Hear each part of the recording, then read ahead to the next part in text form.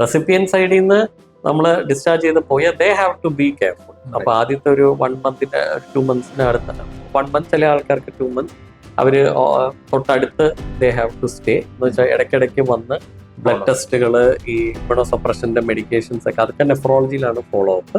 ഞങ്ങൾ ഒരാഴ്ച കഴിഞ്ഞ് അവർ ഡിസ്ചാർജ് ചെയ്ത് വരുമ്പോൾ മുറിവ് നോക്കുക. അവരുടെയൊക്കെ ഇടുന്നത് ഈ സ്റ്റിച്ച് അലിഞ്ഞു പോകാത്ത സ്റ്റിച്ചാണ്. എന്താന്ന് വെച്ചാൽ നേരത്തെ അലിഞ്ഞു പോയാൽ ഈ വൂണ്ട് ഉണങ്ങൂല. അത്രയും ഈ ചില ആൾക്കാരുടെയൊക്കെ ഷുഗർ ഒക്കെ കൂടും. ഈ സ്റ്റിറോയിഡും ബാക്കി എല്ലാം ചെല്ലണം, എന്നാലേ കിഡ്നി അവിടെ ഇരിക്കുകയുള്ളൂ റിജക്ഷൻ ഇല്ലാതെ.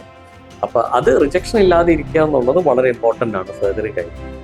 അപ്പൊ വളരെ വളരെ സ്ട്രിക്റ്റ് ആയിട്ട് മെഡിസിൻസ് എല്ലാം കഴിക്കുക, ഷുഗർ അണ്ടർ കൺട്രോൾ, ബാക്കി ഇൻഫെക്ഷൻ വരാതിരിക്കാനുള്ള മരുന്നുകൾ, കാർഡിയാക്ക് ബാക്കി പ്രോബ്ലംസിനുള്ള മെഡിസിൻസ് എല്ലാം സ്ട്രിക്റ്റ് ആയിട്ട് മോണിറ്റർ ചെയ്യുക. അപ്പൊ മുറിവുകൾ നോക്കുക. അവർക്കും ഈ പറഞ്ഞ പോലെ ബെഡ് റെസ്റ്റ് ആയിട്ട് നമ്മൾ പറയില്ലേ, ഇവിടുന്ന് പോകുമ്പോഴത്തേക്ക് ഒരു 2 വീക്സിന് ചിലപ്പോൾ 10 days അതിൽ കുറവായിട്ടായിരിക്കും പോകുന്നത്. അപ്പൊ നടക്കണം, ദേ ഷുഡ് വാക്ക് ലിറ്റിൽ. അപ്പൊ ഈ സ്റ്റെന്റ് അകത്ത് കിടക്കുമ്പോഴുള്ള മൂത്ര ഒഴിക്കാനുള്ള ചെറിയ ഇറിറ്റേഷൻ ഉണ്ടാവാം. സ്റ്റെന്റ് ചെയ്യാനെങ്കിക്കൊണ്ടിരിക്കും. അപ്പൊ ചിലപ്പോൾ നീറ്റല്, പോച്ചില്, ചെറിയ വേദന ഇതൊക്കെ വരാം. അത് ആ സ്റ്റെന്റ് എടുത്തു കഴിഞ്ഞാൽ അത് മാറി.